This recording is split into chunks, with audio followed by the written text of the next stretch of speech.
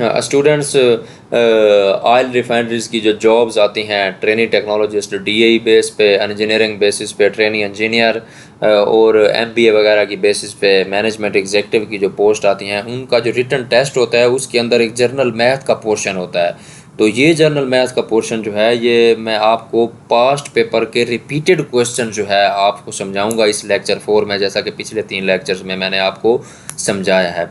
ये journal math का portion जो है वो पार्कों के टेस्ट के अंदर ये क्वेश्चन रिपीट होते हैं ज़्यादा, और बाकी टेस्ट के अंदर ये कम रिपीट होते हैं। तो मैं स्टार्ट करता हूँ अपने लेक्चर्स को। साइन का जो फार्मूला है वो है जी perpendicular over hypotenuse hypo. Question number 2 जो है वो कहते हैं कॉज का फार्मूला क्या है, बेस ओवर हाइपो है। तो टेन का फार्मूला क्या है, प्रिपेंडिकुलर ओवर बेस है।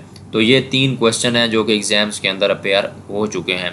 Complete the series 2 4 16। इसके बाद क्या आएगा, 2 4 16 के बाद जी स्टूडेंट्स आएगा, मैं आपको यहाँ से इसको थोड़ा सा ऊपर करके दिखा दूँ। 2 4 16 के बाद हमारे पास आंसर आएगा 256। यानी सीरियल कैसे है, 2 की पावर जो है वो 1 है, फिर 2 की पावर 2 है, फिर 2 की पावर 4 है, फिर 2 की पावर होगी 8। 2 की पावर 1 जो है वो 2 के बराबर, 2 की पावर 2 जो है वो 4 के बराबर, 2 की पावर 4 जो है वो 16 के बराबर, 2 की पावर 8 जो है वो बराबर किसके होगी, 256 के। तो आंसर हमारा आएगा 256। कंप्लीट द सीरीज वाले क्वेश्चन को अगर आपने डिटेल में समझना है तो डिस्क्रिप्शन के अंदर मैं लिंक दूंगा, वहाँ से आप कंप्लीट द सीरीज वाले क्वेश्चंस को सॉल्व कर पाएंगे। दूसरा 5वें नंबर पे जो हमारे पास क्वेश्चन है, कंप्लीट द सीरीज 3 6 9 12 15। तो 3 के बाद 6 है, इसमें 3 का फ़र्क है। 6 से 9 में 3 का, 9 से 12 में 3 का, 12 से 15 में 3 का, तो 15 से आगे भी 3 का फ़र्क लगा के आप लिख दें तो हमारे पास इसका आंसर आएगा 18। पैथागोरस थ्योरम क्या है, hypo square is equal to base square plus perpendicular square. Urdu में इसको कहते हैं वितर का मुरब्बा बराबर है कायदे का मुरब्बा जमा अमूद का मुरब्बा, या वितर का मुरब्बा बराबर है अमूद का मुरब्बा जमा कायदा का मुरब्बा। तो इसको बोलते हैं, उर्दू में बोलते हैं जी मसला फिसागोरस, अंग्रेजी में बोलते हैं जी पैथागोरस थ्योरम। तो 7वें नंबर पे क्वेश्चन है, to measure the circumference of rectangle के सर्कमफेरेंस को मेजर करने के लिए आप कितनी साइडें ऐड करते हैं, हम करते हैं सारी साइडें ऐड करते हैं। अगला क्वेश्चन जो है the value of pi, the value of pi is 22/7 या फिर होती है 3/3.14। Complete the series 7 10 9 12 11। आगे क्या आएगा, यानी 7 है, उसके बाद है जी 10 9, यानी कि पहला डिजिट आप देख लें वैसे आया, दूसरा डिजिट है 10, 10 के बाद एक कम किया। अगला डिजिट क्या है 12, 12 के बाद फिर एक कम किया। 10 है, 10 9 12 11। तो इससे अगला डिजिट जो आप खुद देखें 14 13 होगा, क्योंकि 10 और 12 में 2 का फ़र्क है। आगे 12 और 12 में भी 2 का फ़र्क लिखें, 14 बन जाएगा।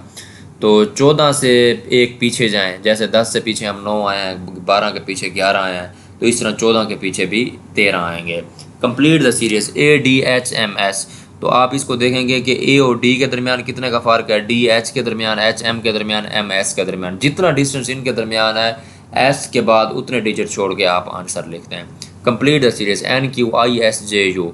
इसमें भी आप ऐसे करें, N और Q के दरमियान, QI के दरमियान, ISSJJU के दरमियान जितना डिस्टेंस है उतना ही डिस्टेंस आगे करके आप H जो है आता है अगला डिजिट, उसको आप लिख लें। उसके बाद अगला क्वेश्चन है कंप्लीट द सीरीज 8 12 16। 8 और 12 में 4 का, 12 और 16 में 4 का, 16 और 20 में 4 का फ़र्क होता है, तो आंसर हमारा पास आएगा 20 का। कंप्लीट द सीरीज़ वाले क्वेश्चन को आपने अगर डिटेल में समझना है, ये तो बिल्कुल सिंपल है। अगर आपने थोड़ी ट्रिकी क्वेश्चंस को समझना है तो मैं डिस्क्रिप्शन के अंदर लिंक दे दूंगा, आप वहाँ से इनको समझ सकते हैं। 8वां क्वेश्चन जो है वो हमारे पास है, if we use 10% fertiliser from 50 kg bag, the remaining amount in bag is.